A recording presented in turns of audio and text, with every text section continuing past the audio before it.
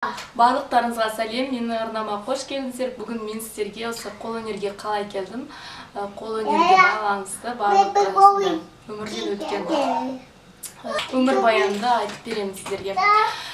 Мен негізінен ойлаймын, қолөнер деген әрбір қыз қолөнермен айналысады, әрбір қыздың қолынан келеді.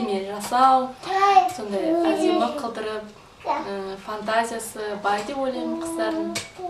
Ал осы өзіме келетін болсам, негізі мен кішкентай кезімнен бастап осындай тігіп келе жатырмын, тоқып келе жатырмын. Тігуді енді мен ойлаймын, әрбір кішкентай қыз ол қуыршақтарына көйлек тігуден бастаған шығар деп.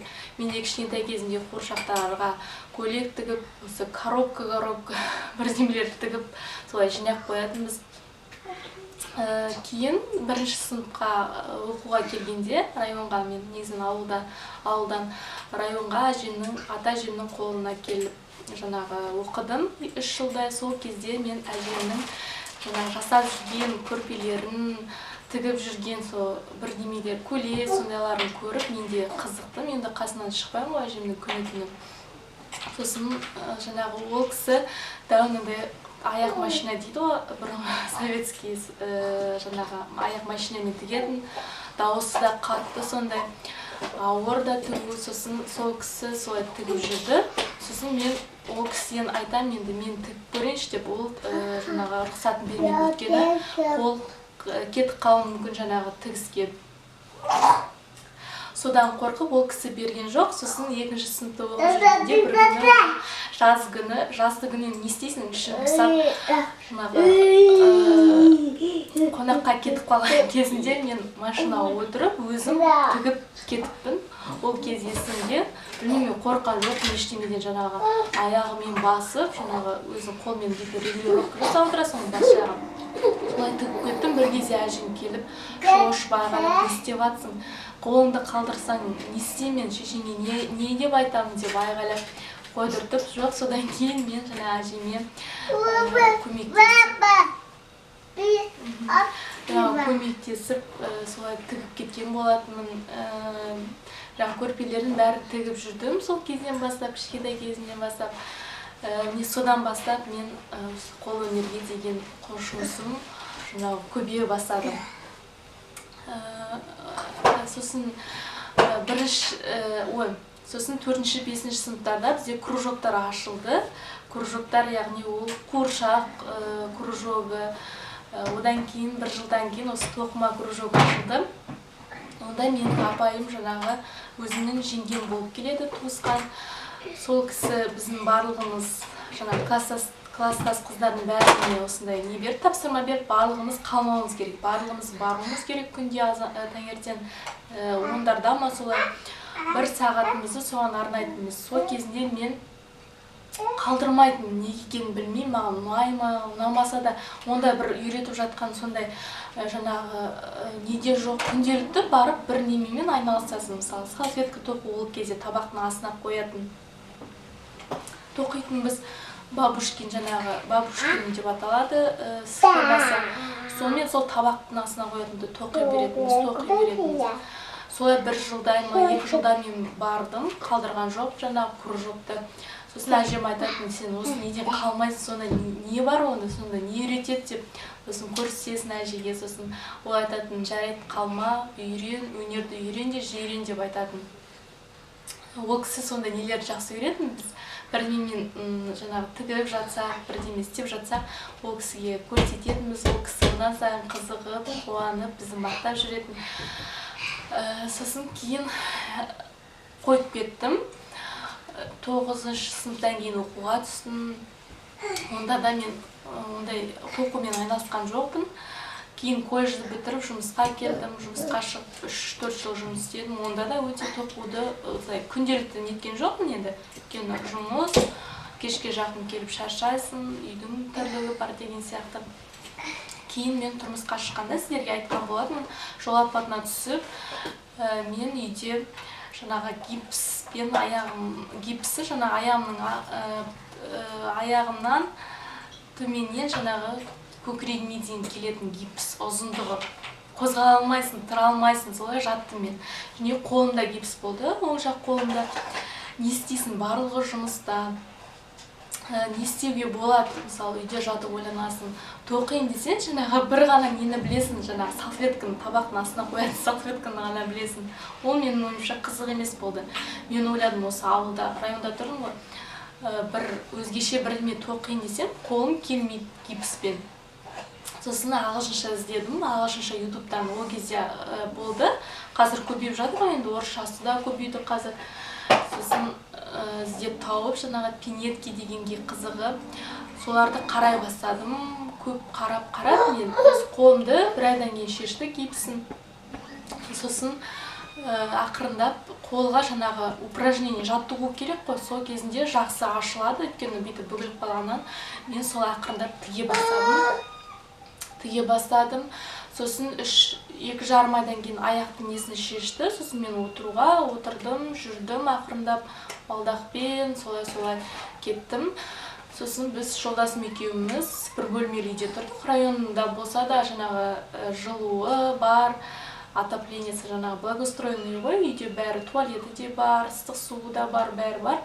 Жолдасым жұмысқа кетеді, ал мен өзім жалғыз үйдемін. Ал мені жұмыс қалмады, өйткені себебі мен аяғыммен шыға алмадым. Сосын жаңағы маған инвалидность па, мүгедектік сондай берді 2 жылға. Сосын не істейсің, үйде жатқаннан ішім пысады, тоқумен айналыстым. Тоқуды мен басында жаңағы пинеткалар тоқтым ғой. Пинетка тоққан кезінен, онда кішкентай ғана пинетка тоқым да, ол брелок жаңағы кілтке іліп қоятын, сондай істедім. Сосын барып үлкен істедім. Біреу үлкен болып, біреу кішкентай болды, басында 2-3 сонда болып шықты.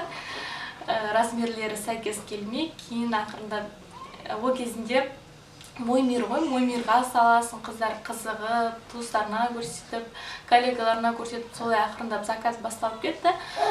Тоқыдым, тоқи бердім, пинеткадан шапкаға көштім, крючокпен, кейін солай көбейе бастады. Сосын сіздерге көрсеткен болатын, мен аяқ киім тоқыдым. Біреуін сол үлкен дәу аяқ киімді 2,5 мың теңгеге сататын, жаңағы астын ұлтарағын тоққан кезінде қолым ауырып кететін. Бізбен аласың ғой жаңағы жүктерін. Сол кезінде не істейсің енді, үйде шын пысап жата бергеннен бірдеме істеу керек, азартқа кіріп кеткенсің. Сөйтіп мен тоқып, біраз мен ақша жинаған болатын сол кезінде. Тоққан заттарымды мен жеңгем көмнете сатып беретін, әр жерге барып, әр мекемелерге, жұмыс орындарына барып көрсетіп, жаңағы өзім мамам көрсететін сіңілім барлығы солай маған етіп, енді бір жағынан үйде отырған адамға кішкене рух берейін деген себеппен істеген шығар. Оларда жаңағы мен ойлаймын, мысалы қарап отырсаң, жаңағы заттарға сатып өткеннен кейін ойлайсың, шынымен де менің өз қолымнан сондай заттар шықты ма, сол заттарды біреулер киіп жүр ма, біреулерге солар сүйкімді болып көрінді ма деген сондай іштен сен қуанасың. Қуанғаннан сен тоқуға деген жаңағы желание, жаңағы нең ашылады. Сөйтіп мен жаңағы айтайын дегенім, мен жаңағы жеңгеме де рахмет айтамын. Сол кезінде маған сол крючокпен тоқып, ол кезде крючокта мынандай сүйектен істелінген крючок, қолдан істелінген ілмек, сонымен бастағанбыз. Ол әлі бар ма? Мен де оны сіздерге кейінірек көрсетемін, таба алмай жатырмын қай жерге қойғанымды. Бірақ сол кісі маған сөйтіп бастап, сол кісі үйретіп, осылай дегеннен мен жаңағы ілмекпен тоқуға деген қызығушылығым артады. Сол кісіге мен рахмет айтамын әлі күнге дейін. Егер сіз осы видеоны көріп отырсаңыз, Хамкүл апайға мен рахмет айтамын. Ол кісі қазір біздің районның білдей бір несі болып отыр, методист. Тағы не айтсам? Кірмеу жерге. Кейін осылай тоқып, жұмысқа содан кейін айтайын деген сіздерге көрсеттім заттарын. Сөйтіп мен жаңағы аяғым ауырлағаннан кейін маған тоқуға туыстарым рұқсат бермеді. Өйткені қазақта неше түрлі ырымдар бар, ол тоқысаң, жаңағы аяғы ауыр келіншек бірдемемен айналысып тоқыса, жаңағы іштегі баланың нелері кіндігі оралып туады деген сондай ырымды айтып, мені қойдыртамыз деп, мен қойған жоқпын, білмеймін. 5-6 айға дейін тоқып жүрдім. Ақырындап көп тоқымасам да ақырындап тоқыдым. декретке шықтым. Сосын қойдым, сіздерге жаңа көрсеттім заттарымды қолдан істеген. Сіздер одан бастадыңыздар. Неге сіз бұны бір жерден сатып алған шығарсыз, сіз бір жерден алып келген шығарсыз, соны көрсетіп отырған шығарсың деп. Жоқ, мен ол кезде сіздерге көрсете алмадым, өйткені маған тоқуға болуға рұқсат берген жоқ. Кейін қызымды туғаннан кейін қиналдым, сосын өкіндім, тоқуға болмайтынын. Өйткені қызым жаңағы кіндік оралып туды. 2 есе мойны 2 оралып туды. Сосын қиналып, реанимацияда жаттым. Әрбір келіншек бірінші баласын қиналып туады деп ойлаймын енді. Содан кейін мүлдем менің уақытым болған жоқ. Енді бірінші бала болғасын білмейсің, үйде көмектесетін адам жоқ, мысалы. Сөйтіп уақыт болған жоқ сіздерге көрсетуге. Кейін екіншімді тудым. Сөйтіп жүріп, неке сіздерге ақырындап көрсетіп келе жатырмын. Тақия тоқуды өткен жылы көрсеткен болатым. Енді сіздерге тағы да өзіме үлкендердің жаңағы тақиясын тоқып көрсетемін. Не болды? Сол, мен сіздерге де айтарым, тоқыңыздар, қорықпаңыздар ештеңеден. Ютубта ағылшынша да, орысша да көріп тоқуларыңызға болады, өте оңай. Ол сөздерге қарамай, жаңағы мен ағылшынша неткенде емес, сөздеріне қарамайтын, мен түсінбедім. Басында түсінген жоқсың, кейінірек ақырында көре бергенсің түсінесің ғой.